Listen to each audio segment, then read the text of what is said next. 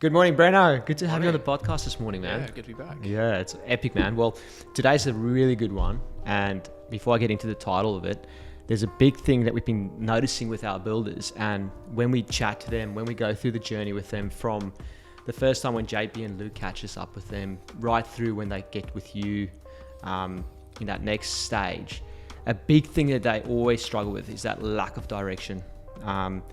Poor team alignment and motivation. They sometimes really find that like finding a team that is aligned with where they're going as a business, and sometimes it just creates headaches. And then there's like that third problem, which is inconsistent types of projects and clients. So they constantly getting clients that they don't necessarily like working for, or the type of projects that excites them. So there's a few good problems there that our builders struggle with. And I think like the big thing that it comes down to is obviously the direction, the vision, everything you take in the business. So that's why we've got you here today, man. Yeah. So please hit it off for us. Yeah, I mean, it's something that, cause I do a lot of the story development sessions with our clients. So they're coming in at the start of the project. And I normally kick things off by asking them, like, why have you come to us? Why are we here? Because I like to hear that. I know they've had that discussion with JP or Luke, but I like to hear that as well. Again, it's kind of like what we're talking about today. For them, setting a vision is almost like for our project as well. We need to set a vision. What's the end goal? What are we trying to achieve? Why are we doing this? Yep. Rather than just going off and making a video and just writing Yes. some ebooks and whatever. Yeah. So we hear a lot of the same sort of issues that come up. A lot of the time, our builders, they've started off as a chippy and they've just kind of worked their way up, ended up with a business, and they've never really taken the time to think about what exactly they want from that business. They just it's been very organic. And after a few years, sometimes they just end up with a business where the leads are inconsistent, the types of projects are inconsistent. They're not always working on the types of projects that they want to. They're just maybe taking jobs because they feel they have to. And they sometimes end up with teams that, are not quite what they want. They might be okay, they might do the job, but turnover might be high, they're losing guys, they have to keep finding new people. That's right. Quick turnover of guys. Exactly. Which, it can slow down your business and how it can grow. And so we see a lot of those problems. And that's why when we have people coming in, we always want to start them off with that vision exercise. Because, at the end of the day, we think this is so important to really nail down what your vision is, not just for your business, but for your life as well, because your business, as the business owner, it's a key part, isn't it, of how your lifestyle is going to be. Exactly. So it's so important to know, like, what's your ideal day look like? What's your what's your lifestyle that you want, and then how is that business going to support that as well? Yeah. Okay. Because you were telling me this story this morning about this Mexican.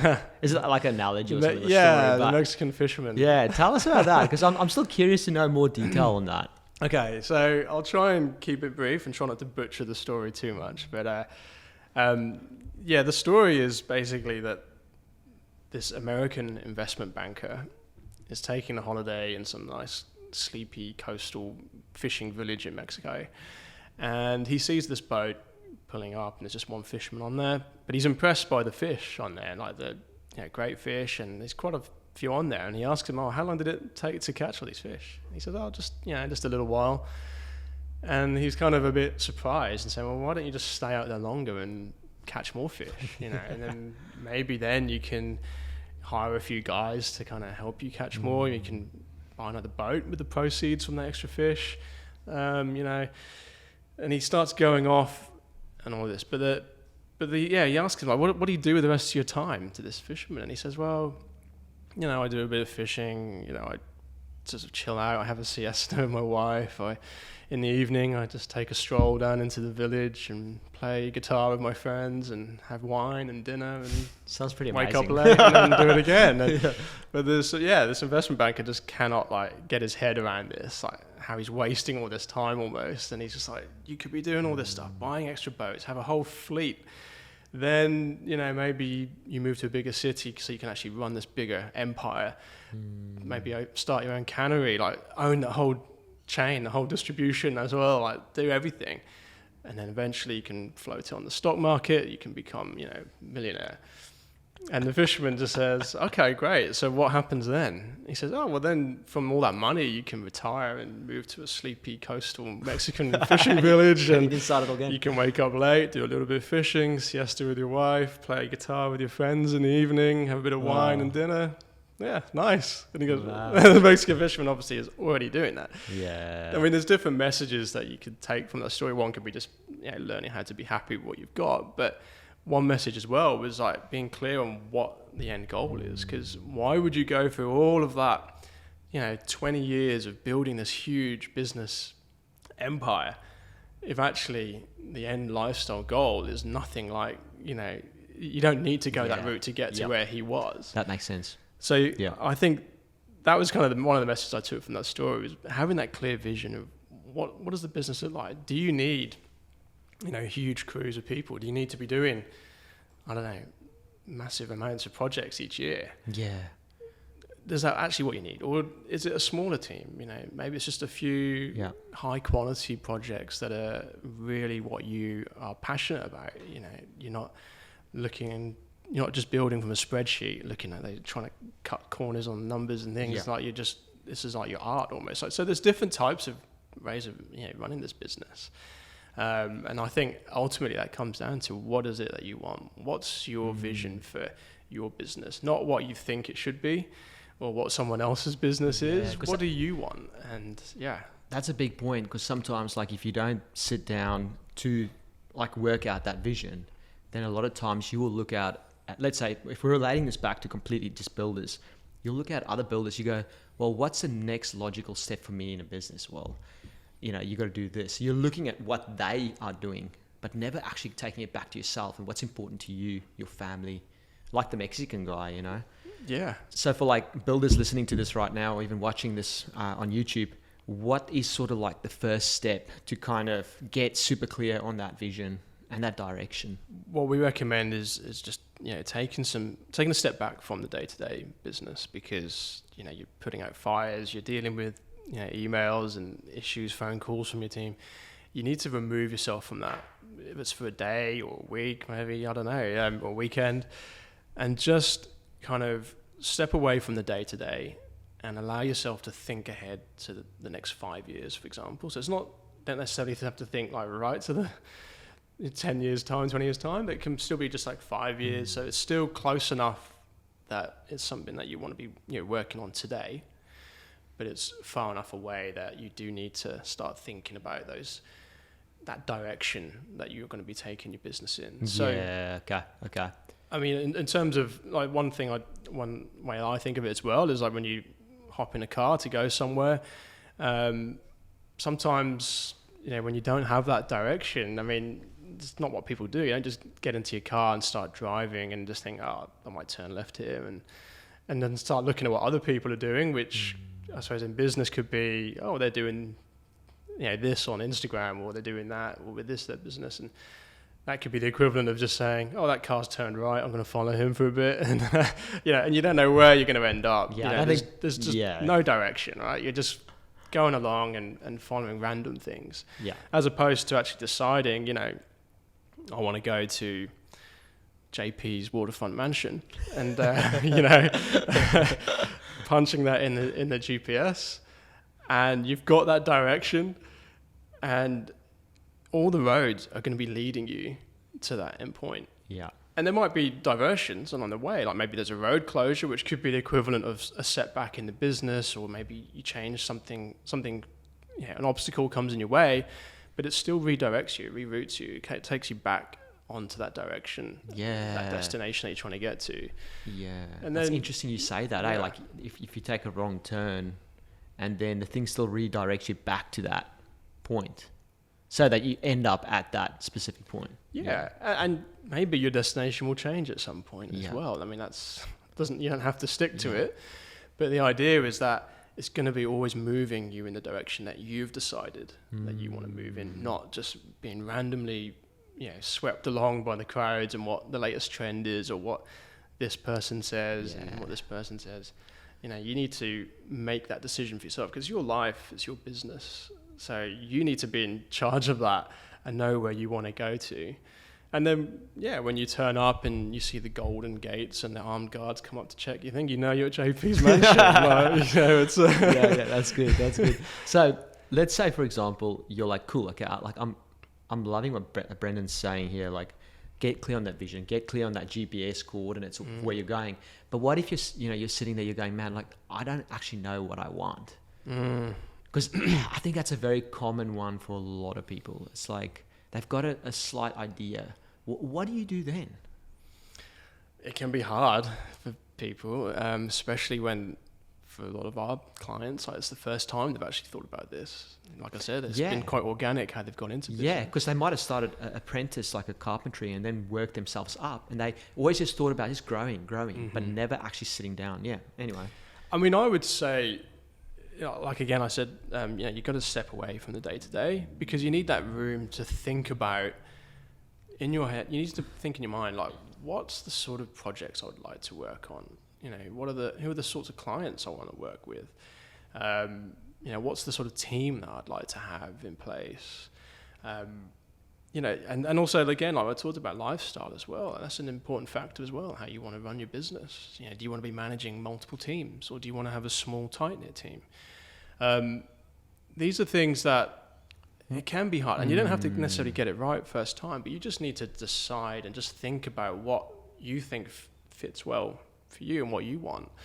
So ultimately, it's got to come from yourself. Yeah. Okay.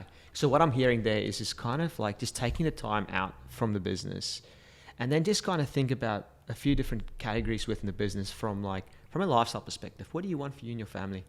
From a business perspective, like what type of projects are you passionate about?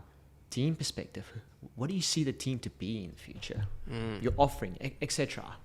Yeah. And you can think about the financial as well, obviously. Of course. I mean, that's a big aspect of driving your business forward. Yeah. And the whole idea is really, like we said, it's just setting that goal, that destination, that direction, so that you're starting with the end in mind, and then you can work backwards from that.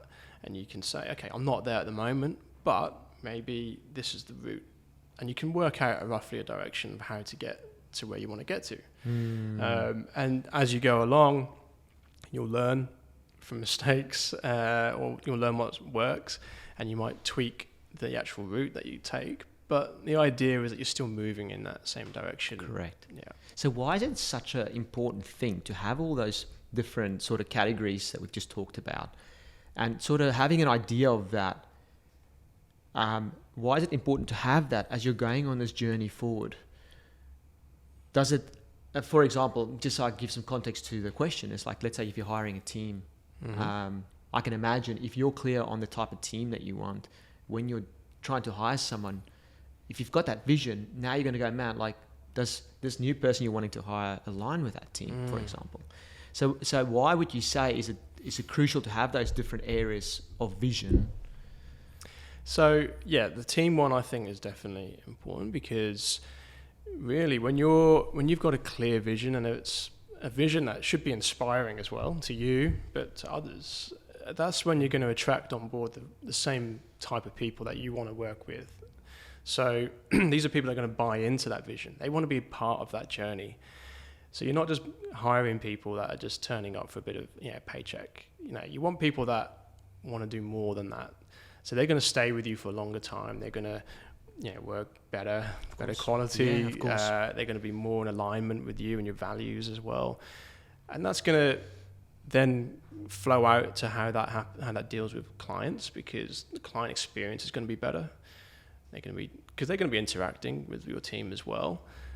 The builds are probably going to run better because, again, you've got people that are like-minded, they're working well together, and they're not there thinking, oh, I wish I wasn't here kind of thing, or I'm just looking for the next place with slightly higher pay. So I think from the team aspect, it's very important because it's having that clear vision is what's going to attract the like-minded people and the right types of team members. Exactly. And I like what you said at the start of the podcast. You're like, even when clients come in here and they're starting that journey off with us, and initially when they sit down, going through that story development session, It's like, why did you guys, for example, come to us?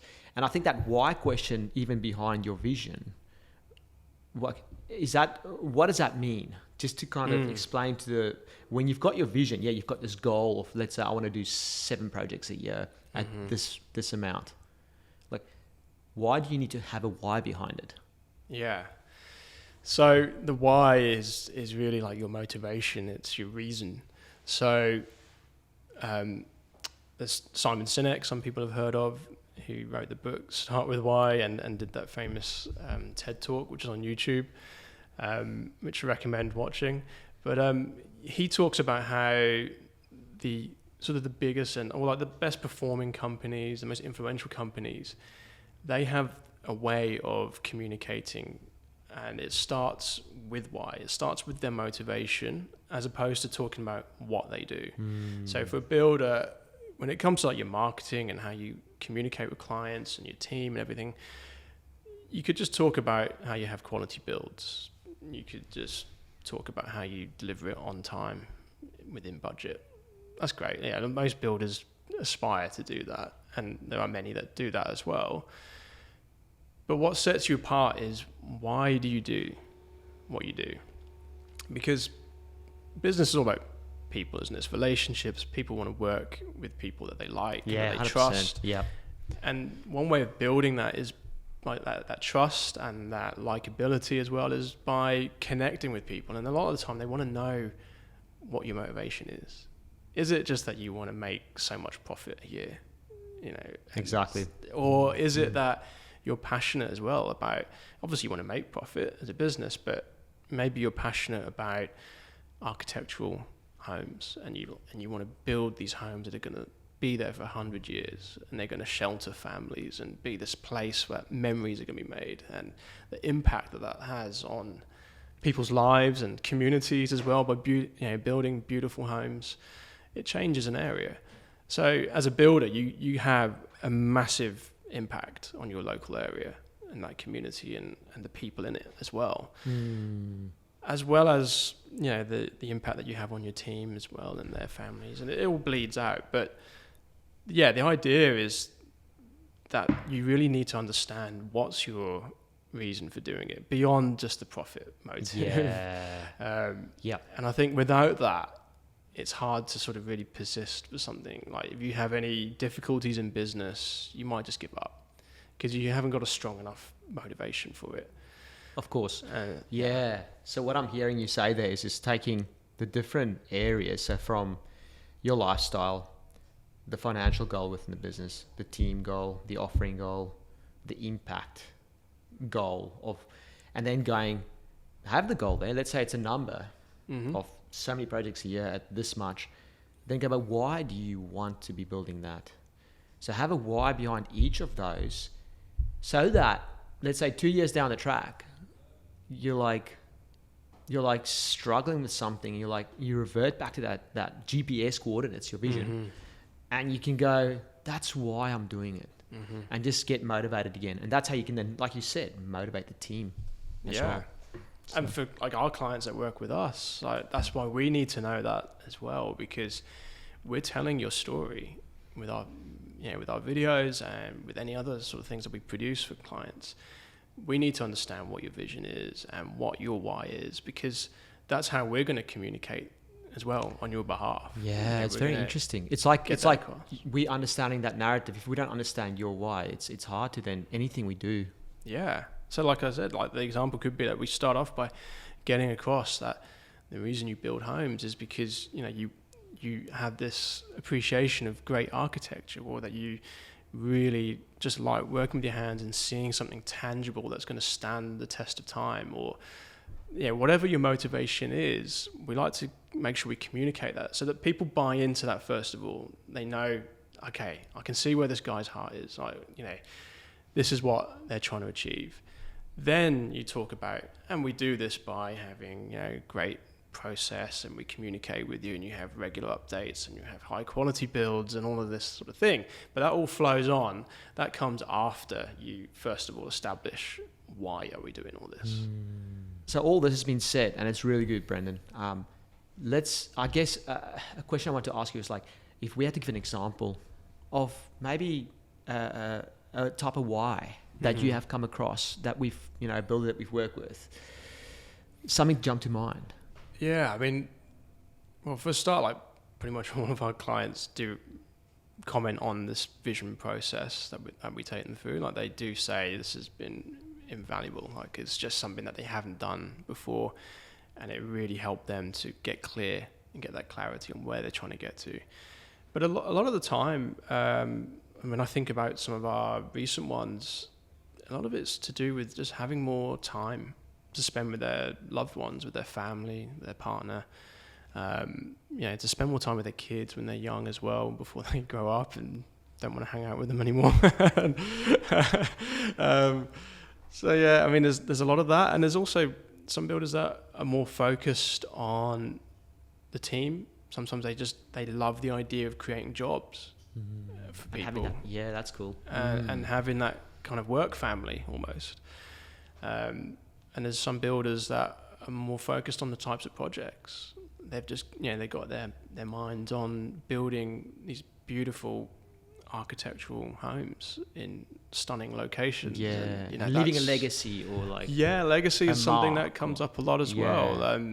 Sometimes, in fact, quite a few of our builders as well, they got into building through their dad or their granddad, and they want to be part of passing that on as well. And they already, their son or daughter, they're kind of showing interest, and they want to build a company that they can leave to them as well to run at some point, and they have that kind of legacy. Yeah. So, yeah, there's those are some of the sort of common kind of visions that I've seen from some of our clients. Yeah. Yeah, it's so simple. It's like building a company that I can leave to my children. Maybe it's because I didn't have a company like that, and the way I grew up, I didn't have those opportunities, but I want to leave that opportunity. I mean, just having that in the inside of you every day, every decision you make, it changes the whole game. Yeah, and like you said there about how it changes every decision, that's, I think, is what this all really comes down to, is by... What do you mean by that? So by starting with that end in mind, every decision can be strategic. So you're not just making decisions based on what's good for right now in this moment or the next week. You're thinking longer term. You're thinking about, is this going to help me get to that point that I've already set as a destination? Yeah. And if it doesn't, then maybe it's not the best decision. And if it does, it may not be necessarily the best, or it may not do that much in the immediate or short term. But if you know that it's taking you in the right direction and moving you closer to where you want to get to, then that's something that's worth pursuing. It's almost like a measuring stick. It's something that you always have there, and you can always just jump back and forth. Does it measure up with this? No, leave it out. Yeah. If a problem comes up and it's like, oh man, and that's what happens with builders. There's so many problems. It comes up, you're like, what am I going to do? You go, well, if I do something if I'm trying to solve this problem, does it align with that vision that I've got? Yeah, it's good. That's really good. So I guess just to kind of cap it off, if you could leave builders listening to this, the next step or the next couple of steps, even if they could initiate and start it themselves, what would you say to them? Well, I would say that really that next step is to take that time, take a day out or something. Go to a coffee shop, whatever. Change your scenery, go somewhere different, outside of your normal everyday working environment, and just give yourself that freedom to think ahead to the future and start dreaming and imagining what's that lifestyle that really inspires you. How does that business look that really inspires you as well, so that you get passionate about it and you have something that you really want to chase and go after. That's cool. That's awesome. And yeah, one thing I would add as well is, I know that a lot of our builders, they're very logical, practical thinkers. That's why they're good at what they do. But when it comes to the visioning, that can hold you back. That's why you really need to kind of let go of how are you going to achieve this goal. So don't think too small. Don't think too incrementally, just thinking, oh, okay, a 10% profit increase or something like that. It's got to be something a lot bigger than that. So what do you mean by that? It needs to be something that scares you a bit. Okay. Yeah. But because if you feel a bit uncomfortable, then you know that you're stretching, beyond your current sort of reality. Okay. So give us an example, like of that? Okay, so for example, I don't know. I mean, I'm just going to make these numbers up, but Okay. if you've got a profit of let's just say, for example, like 1 million at the moment, and you could have an incremental increase and say, yeah, my vision is to get to 1.2 million, which, you know, that's nothing to be sniffed at, but it's not really going to shake things up in how you run the business and how you design that business. You need something that's really going to, I mean, there's another sort of concept again of like having 2x growth versus 10x growth. And, you know, you don't need to just grow for the sake of it, but the idea should be that you're setting this vision that's compelling, it's inspiring. It's not something that you could just do in the next year without changing anything. Yeah. You shouldn't just get there by default. It should be something that's going to take you out of your comfort zone a bit and really push you. And that's where, like, you need to, in this whole vision exercise, forget how you're going to get there. You can worry about that later, and there will be ways of figuring it out later. What you need to concentrate at the moment is, what do you want? If you can really get clear on what you want, and as we said earlier, why you want it, the how you get there, You'll figure it out. that'll come. Yeah, you'll figure that out, because, you know, your brain is good at figuring things out. You're a problem solver. You're a builder. That's what you do. But you just need to make sure that the problem you're solving, you don't want to be trying to keep that too low. You know what I mean? You need to allow yourself to set that high bar of what you want. Then you'll figure out how to get there. And like from you saying that, the epiphany that I'm getting there is like, so take time out, go somewhere that you really enjoy, have a wine, have a coffee, whatever, and then sit back and dream. Yeah. Like don't limit yourself. Yeah. Dream so much that it's like, it scares you to bits thinking about it. Yeah. Like forget the how thing. I know our brains and builders, like you said, want to just solve it quickly. Like, how am I going to get there? Don't keep how out of the room. Yeah. And you might find that, you know, you have this vision, this dream, that how you get there might be completely changing how you structure your business and how you run it. And that's not a bad thing. You wouldn't have figured that out otherwise, and you may have just carried on down the same path that many builders take. But sometimes, you know, you got to go in a different direction if that's where you want to get to. But you won't figure that out until you set what it is that you want. Brendan, thanks so much for your time this morning. Yeah, thanks. We're very, very excited for the next one with you. It's going to be about the story development session, Yeah.